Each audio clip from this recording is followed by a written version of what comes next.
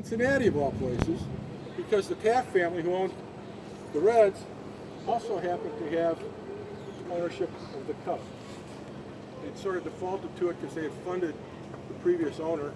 He got out of baseball. They had the ownership. So they buy the Cubs for $500,000.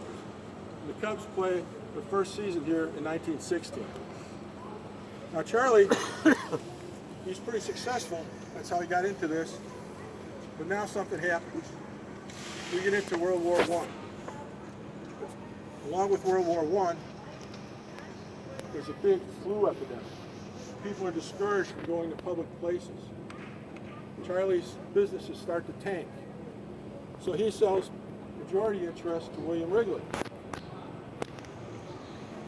William Wrigley gets full ownership a few years later, but in 1920, he renames the team and renames the park Cubs Park. Because he doesn't really get full ownership until 1926, and that's when they change the name to Wrigley Field. But looking back on Charlie, a couple of things. Federal League, we're the only surviving Federal League stadium. We are the reigning champions, the Whales of the Federal League. But Charlie, in his restaurant business, he was very customer-oriented, wanted to take care of you. One of the things he disliked about baseball at the time was they'd come through the stands with their carts, stop in front of you, cook the hot dog. You can't see because the umbrella's up. You've got smoke in your face. You're smelling onions. Charlie was the first guy to actually put concession stands behind the seating area. And in those days, they were kind of frugal with baseball. They tried to play the whole game with 5 or 6 balls.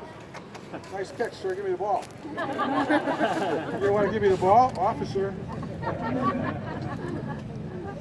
Charlie lets you keep the baseballs.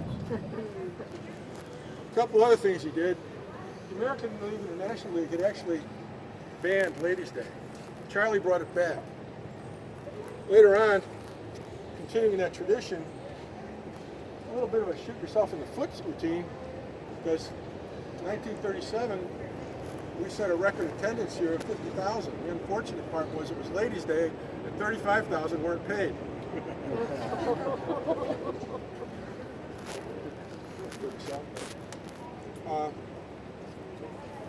The other thing that Charlie did, and it's appropriate here on Memorial Day, to honor our troops during World War I, he began playing the Star-Spangled Banner. And I refer to it as the Star-Spangled Banner because it really didn't become our national anthem until the 1931 season. But a lot of traditions that we owe to Charlie, even though his personality may not have been the greatest in dealing with his other business owners. Well, 1920, Wrigley's got controlling interest. Ballpark's 14,000. They really want to expand it. But that original ballpark isn't exactly what you see today, because it was all more forward. Home plate was where the pitcher's mound is today. And all this was more forward. So they wound up cutting the left field section into 3 or 4 sections, put it on rollers, and moved it back. That creates the orientation that you see today. Now, continuing with the building here, after the 1926 season, they began building the upper deck. One side was completed in 27. The next year, in 28, we had the other side done. 1927, we actually set the record. We were the first team to reach 1 million in attendance at an hour. Now, in that period of time, we didn't really have bleachers. It started out a standing room out there. We used to call it home field advantage because the staff, sometimes if we were short staff, we'd ask you to help us out, hold this rope. Now, ground rules. Under the rope's a double, over the rope's a home run.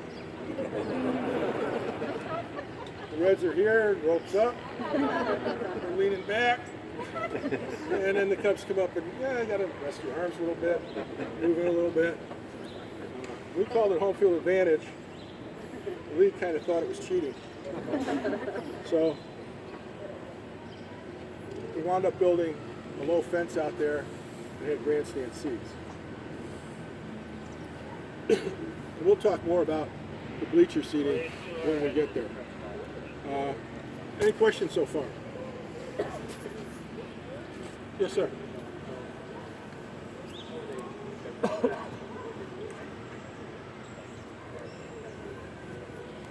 Depending on who was up. But it was relatively short. It was, in the 330 range for the outfield. Anything else? Okay. We're going to move on out to the bleachers, and we're going to walk through the concourse. And you're going to see some dioramas and some of our previous logos up on the wall. And we'll stop briefly in front of those and we can talk about those. Okay, if you follow me.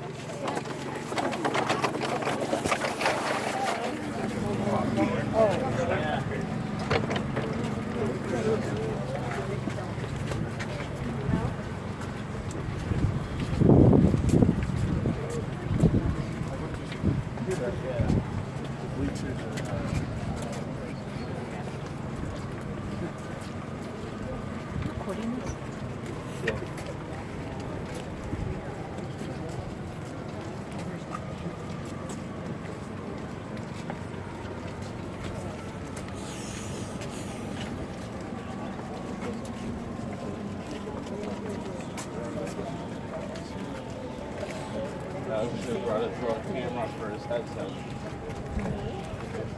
GoPro? GoPro there. Should have recorded the whole thing. You should save it for when we go on the field. Yeah. Your battery's at 20%. Okay, I don't care. What's your battery at? 30, okay. 40? 30.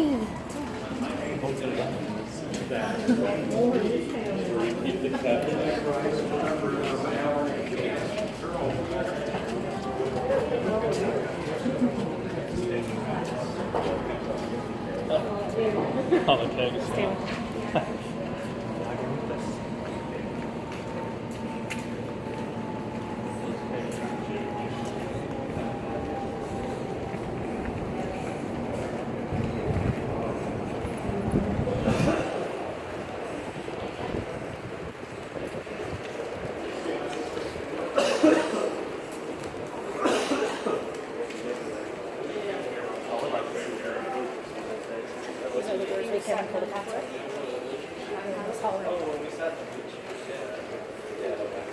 Looks like a uninvited.